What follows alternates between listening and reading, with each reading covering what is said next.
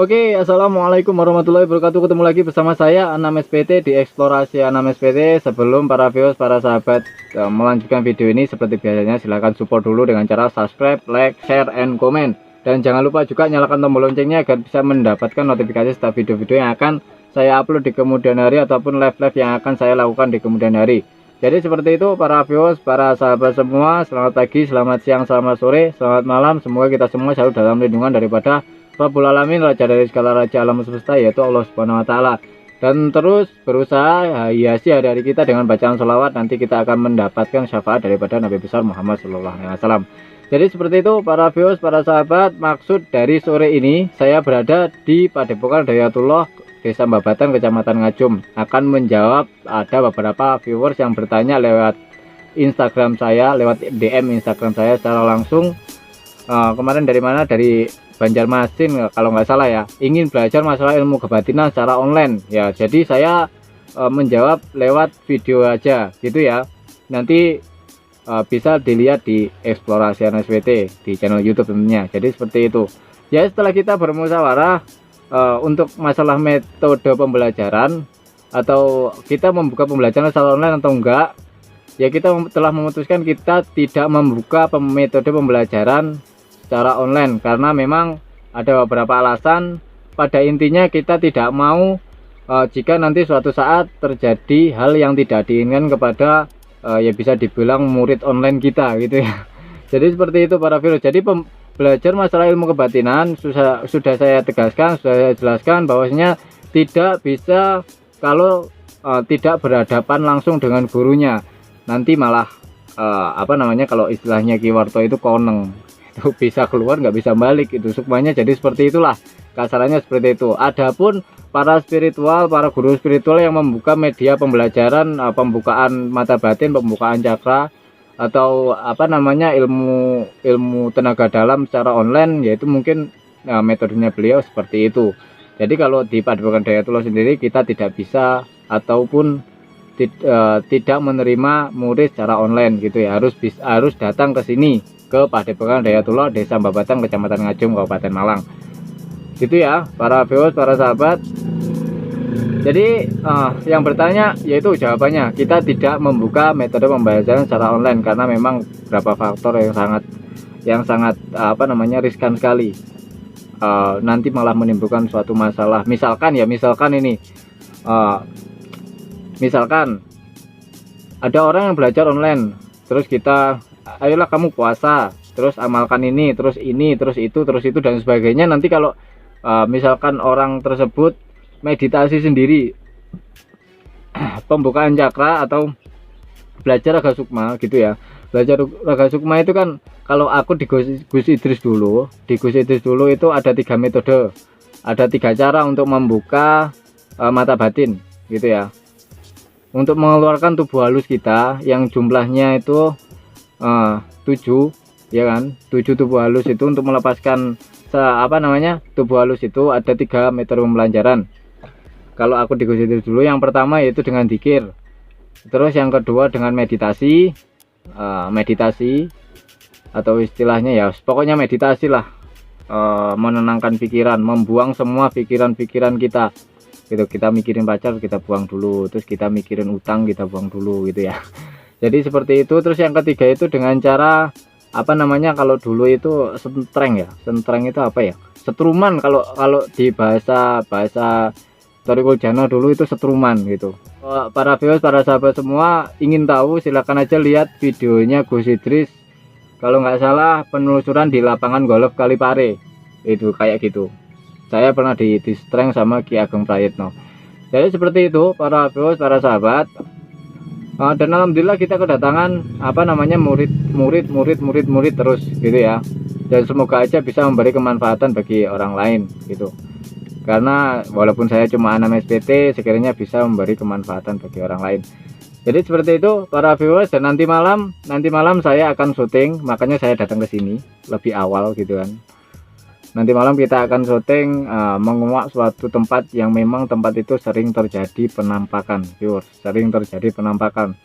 Kemarin itu kata Kiwarto tadi, ada salah satu anak sini yang tidak sengaja merekam sebuah penampakan kuntilanak, itu plus suaranya gitu ya. Masalah real atau enggak real itu penilaian viewers, saya bodo amat. Yang penting saya menyaksikan di sini memang itu ya enggak ada unsur settingan dan itu memang real gitu. Kalau saya seperti itu gitu. Jadi apa namanya, bentar ya, jadi saya tahu mana video yang real, mana video yang settingan. Kita di dalam YouTube, di dunia entertainment, saya juga sebagai viewers harus bijak juga, para viewers, para sahabat. Saya juga sama seperti para viewers, para sahabat juga harus bijak juga. Bijaknya seperti ini, di dalam dunia YouTube itu kita masuk dalam dunia entertainment, yang mana dunia entertainment itu ya bukan tidak bisa kita mencari sebuah video yang real, itu bukan tidak bisa, tapi namanya hiburan yang katanya ditembak ternyata nggak ada unsur penembakan. Jadi seperti itu para viewers ya. Kita jangan berharap kepada manusia. Nanti kalau kita berharap kepada manusia, ya manusia itu ya kalau nggak gini ya, sekarang saya suka sama orang, suka banget, sampai apapun saya lakukan sama orang tersebut. Lah, saking sukanya sampai saya mau melakukan apapun untuk orang tersebut, saya nurut dengan perintah orang tersebut gitu ya. Saking sukanya saya, secara otomatis saya bersandar kepada orang tersebut gitu. Dan manusia kalau bersandar kepada manusia yang lain itu pasti akan kecewa. Karena apa? Manusia itu di dunia terbatas gitu ya. Kamu cinta sama pacar kamu karena imut, karena cantik, karena manis, karena ayu, ya kan? Itu cuma bertahan mungkin ya, kalau nikahnya umur 21, nanti umur 40 tahun udah hilang semua itu. Itu para viewers. Kalau apa namanya, suka di dunia, suka apapun yang ada di dunia itu hanya ditaruh di luar hati saja gitu. Punya mobil jangan taruh di hati, tapi taruh di garasi gitu. Tapi kalau dipakai ya dipakai gitu. Ya jadi seperti itu para viewers, para sahabat. Dan yang kedua, saya ingin menjawab daripada komentar di dalam video saya yang berjudul klarifikasi Ghost Idris Official.